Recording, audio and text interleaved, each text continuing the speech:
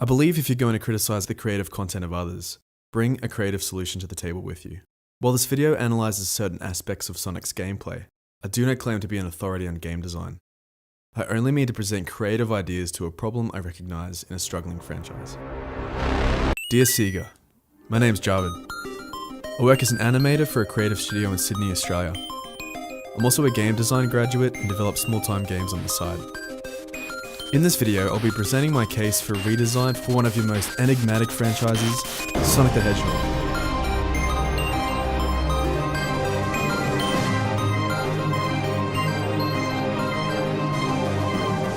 It's no secret that your Sonic has seen brighter days. As I'm sure you're very aware, you don't have to look far to find an opinion or article from writers explaining why they don't like your games anymore. To be honest, they aren't inaccurate. But what I haven't seen are creative suggestions on how to remedy what seem to be holes in the vision for Sonic. And this is what I want to do here. I want to look at the cold hard data and present a creative solution for a redirecting, if you will, of your mascot. Before we go further, I think it's important that we look at your sales and your ratings, and take a look at how your platforming rival Mario is tracking as well. So here is a graph of your sales to date in millions, telling us that Sonic 2 on the Genesis has been your highest success in terms of units sold, coming in at 6 million. Sonic Boom being your lowest at 400,000. Now let's add in Super Mario. I've lined these up by year of release. Without any surprise, Mario's first game, which came out during the very young and ripe age of gaming, owns spot number 4 in the list of best-selling video games of all time at 40 million. His sales fluctuate quite a lot as well, which is completely normal. Now there are a few factors here that aren't accounted for, such as regions of release and also console sales data at the time of the game's release.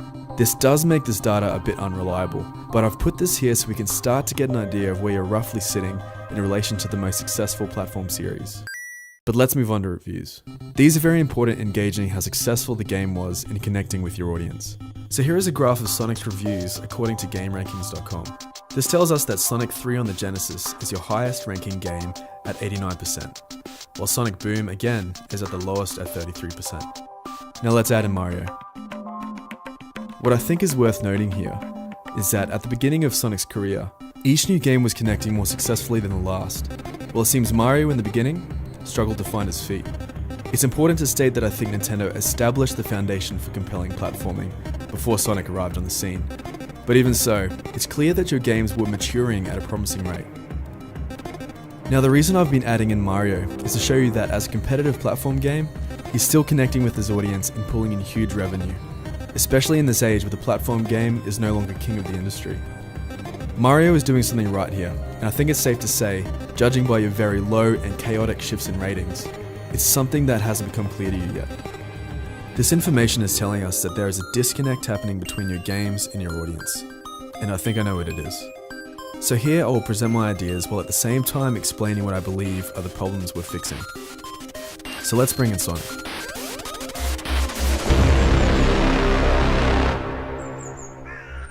First thing to notice is the art style. We're steering away from the 3D models you've been using for the last 17 years, and bringing in a more organic aesthetic through paint and water brush. Colors remain relatively the same, but Sonic's lean and a bit more animal, as opposed to your fuller, more attitude-heavy design. He has a backpack symbolizing adventure and his gloves and socks are gone.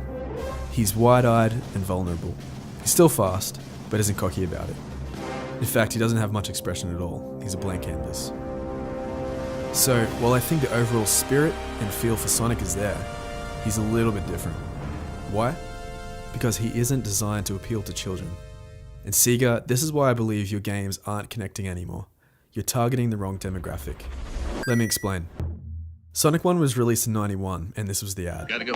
Hey, guy, you're the first serious gamer I've seen all morning. Check this out. Brand new 16-bit Super Nintendo with Super Mario World. Wow! Oh, what's this one? Oh, this is a Sonic the Hedgehog from Sega Genesis. Hey, look at these radical colors, huh? Wow, Sonic's fast, too. No, over here. I like Genesis, and it costs a lot less. But kid, that game I'll there. take Sonic and Genesis.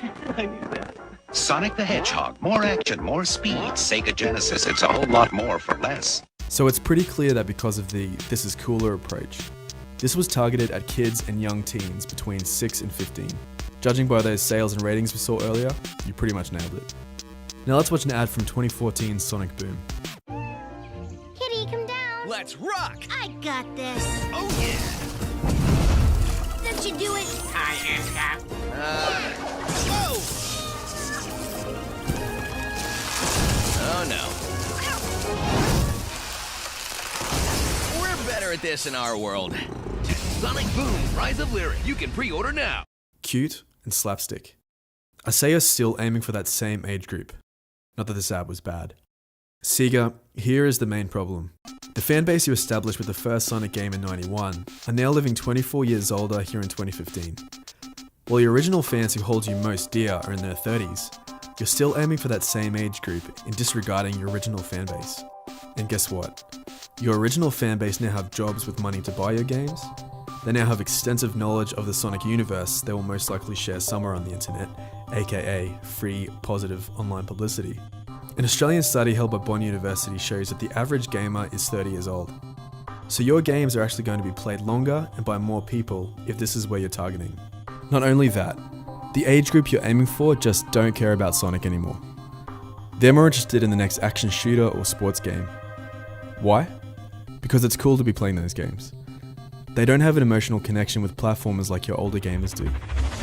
Sega, your demographic is here in the 18 to 30 year old bracket. Okay, with this newfound knowledge, we need to bring some maturity into the Sonic universe, and this isn't done through guns and action. It's through strong, compelling gameplay, and a character the player actually enjoys playing as. So let's go back to Sonic's new design.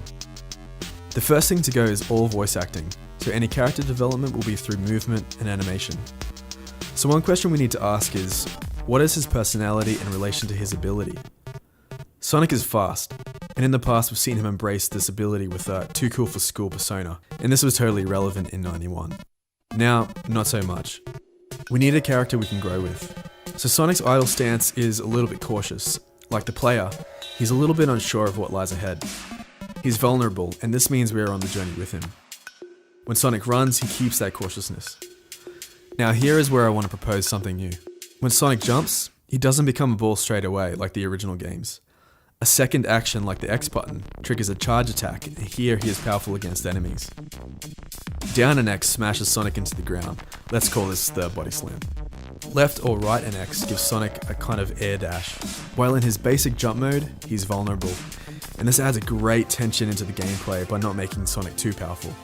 The player is required to use fast finger work and quick thinking. I think the spirit of Sonic is that keep moving approach, and I believe this keeps to that, but just in a different way compared to the approach of your most recent games.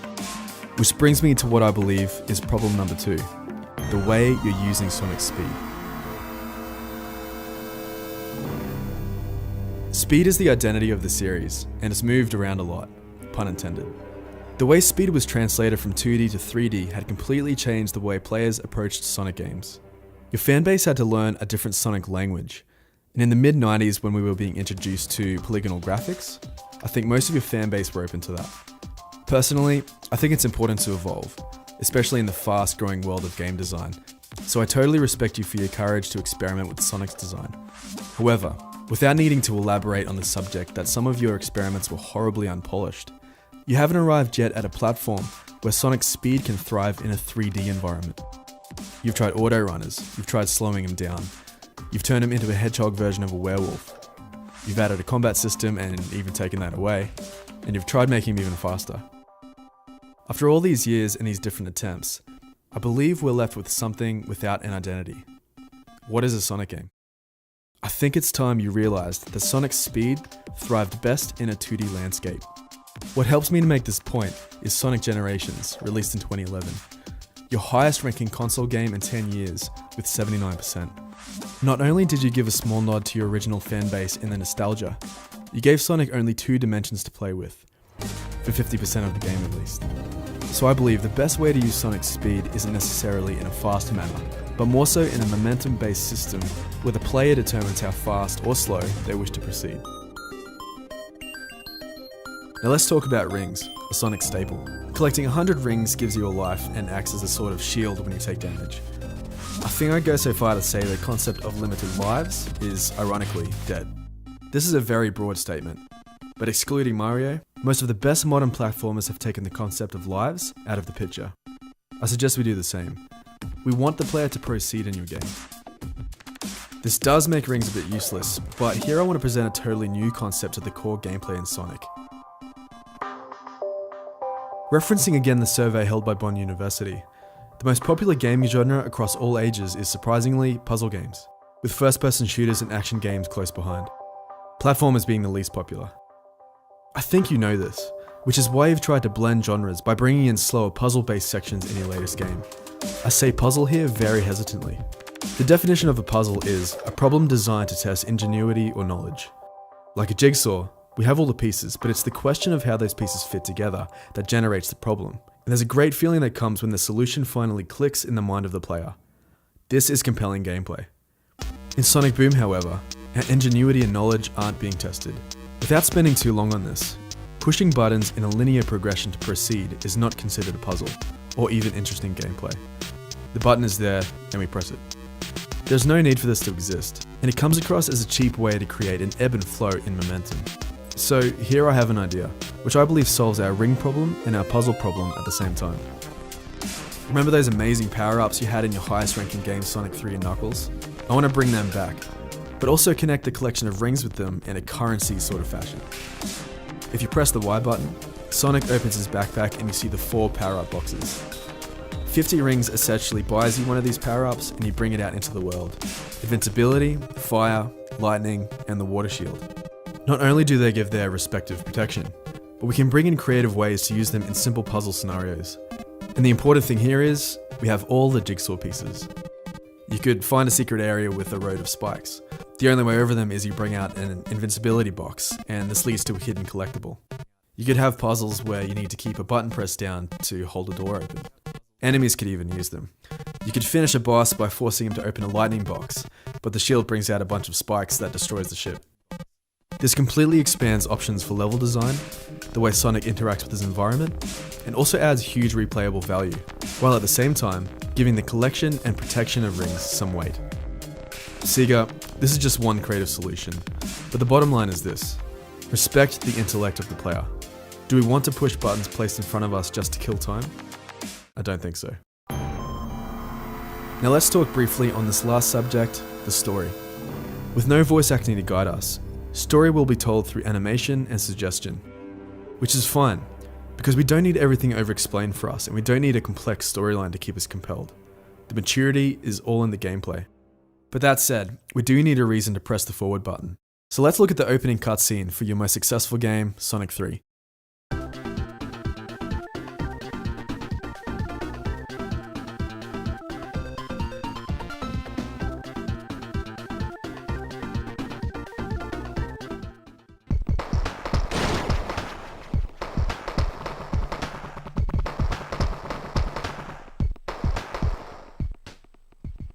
Okay, that was over in about 20 seconds. In this cutscene, we meet all the important characters, we establish who our enemy is, and we are given a motive for progressing through the game. And this is all that's needed. Sega, keep the story simple and give the player a simple motive. Okay, with that said, let's look at a brief overview of the new design. We've established that your target audience is now adults and no longer children. We bring Sonic back into 2 dimensions, we remove all voice acting, and we shift Sonic's appearance to feel more vulnerable. A new moveset is introduced, which adds great momentum-based gameplay. And we've introduced a new game mechanic through the backpack and power-ups, which opens up huge gameplay possibilities and replay value. Sega, this all comes from a place of love for Sonic. The very first game I owned was Sonic 1 on the Master System, and I fell in love with gaming instantly. Your mascot made me love games and art, and it's been hard to see your franchise get crushed into the dirt. Even if you don't take any of this on board, I hope you are very intelligent with how you approach your next Sonic game. Thank you for taking the time to watch this. Love, Javid.